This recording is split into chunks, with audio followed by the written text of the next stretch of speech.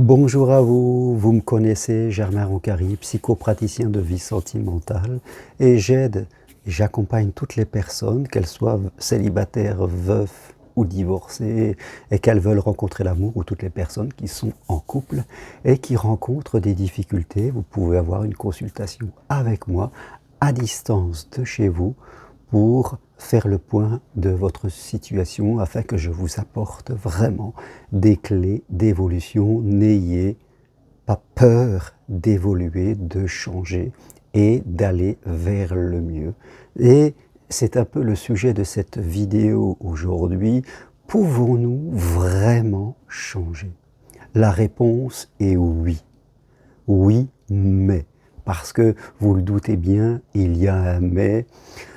Parce que le changement nous impose souvent eh bien, de nous laisser le temps de nous engager et de faire face à de la résistance, parce qu'avec changement va résistance au changement, et tout cela est quelque chose de tout à fait naturel.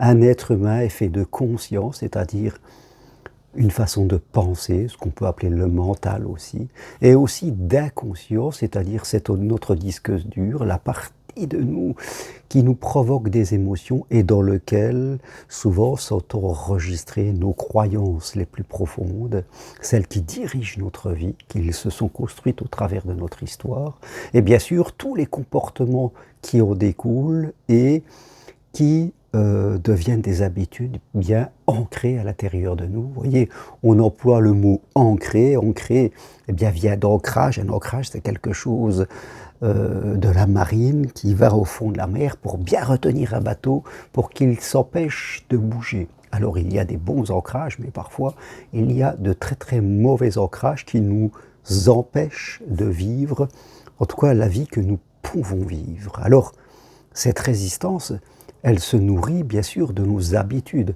Il est tout à fait normal qu'une personne qui a été pendant 10, 15 années toute seule, qui s'est habituée au travers de comportements, au travers de manières de penser, de manières de vivre, des habitudes qui se sont répétées tous les jours, que le jour où nous voulons changer cela, parce que aller vers l'amour va nous demander eh bien, de revoir peut-être notre façon de penser, notre façon de nous comporter, eh bien il est normal que toute une partie de nous, inconsciente et plus ou moins puissante, surtout si par le passé nous avons vécu des situations difficiles, que cette partie de nous résiste.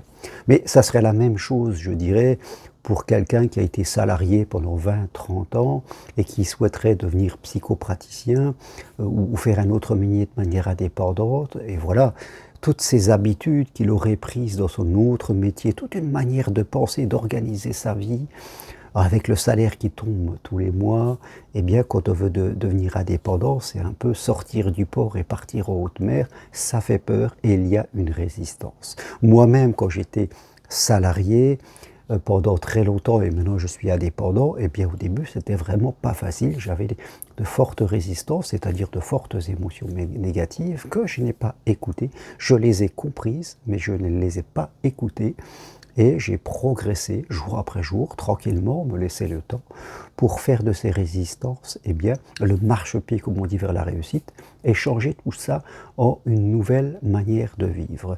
Même chose quand j'ai divorcé ou quand mon seconde épouse est décédée, eh bien, repartir dans un couple, ça faisait peur aussi, la peur de souffrir. J'avais déjà vécu un divorce très difficile, puis ma seconde épouse, un deuil très difficile, donc la peur de souffrir s'ancre en nous, et elle nous retient, mais on reste en commande et on souffre quand même. Donc, ne pas l'écouter, progresser, ce qui fait qu'aujourd'hui, je me suis marié depuis une vingtaine d'années parce que je n'ai pas écouté la partie de moi qui résistait. Je comprenais cette partie de moi qui résistait, que ce soit pour me faire rester dans mon ancien métier, pour me faire rester dans ma vie de veuf, célibataire.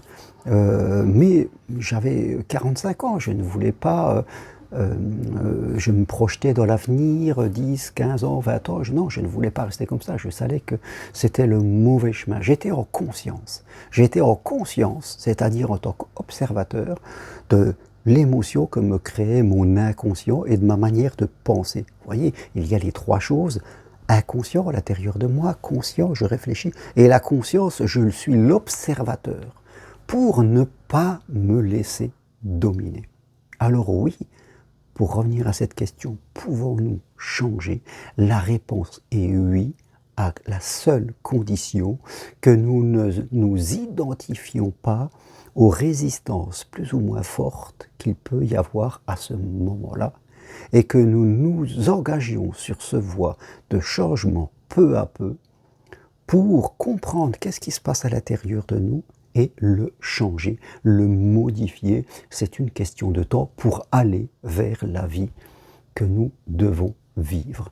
Toutes les personnes, et malheureusement, elles sont extrêmement nombreuses, surtout en amour, ou surtout ceux qui veulent quitter un travail pour faire un métier passion, elles sont extrêmement nombreuses, très majoritaires, à 80%, à abandonner, à s'identifier à la résistance et tout ce qui se raconte à l'intérieur d'eux, ce désagrément qui peut être temporaire, et elles abandonnent leur projet initial et elles restent quand même ça. Alors peut-être qu'abandonner peut temporairement apporter un soulagement parce qu'on ne sait pas lancer au chemin, mais très très vite, le regret, le remords, l'ennui de ce que l'on a, cette souffrance lancinante mais présente qui tous les jours nous travaille, elle va revenir. Et ce désir va rester à l'intérieur de nous comme une case vide qui va nous faire souffrir. Donc, quelle que soit votre situation, que vous soyez seul et vous désirez aller vers l'amour, que vous soyez en couple, vous désirez partir ou améliorer, que vous soyez dans un métier qui ne vous plaît pas et que vous voulez en changer, vous êtes face à cette résistance, comprenez-la, contournez-la, mais ne l'écoutez pas, ne faites pas marche arrière, parce que sinon, vous en souffrirez encore plus, d'une manière ou d'une autre, à un moment ou à un autre. Et si vous voulez aller plus loin, que ce soit d'une formation de psychopraticien ou dans un choix professionnel ou dans un choix amoureux, prenez une consultation avec moi, investissez sur vous et je vous apporterai de réelles clés d'évolution. Tout ce que je propose sur mon site avec mon épouse, www.lacompostela.com. Vous l'avez au-dessus sur la fiche de ma chaîne et sur le texte qui accompagnera cette vidéo. À très bientôt. Merci. Au revoir.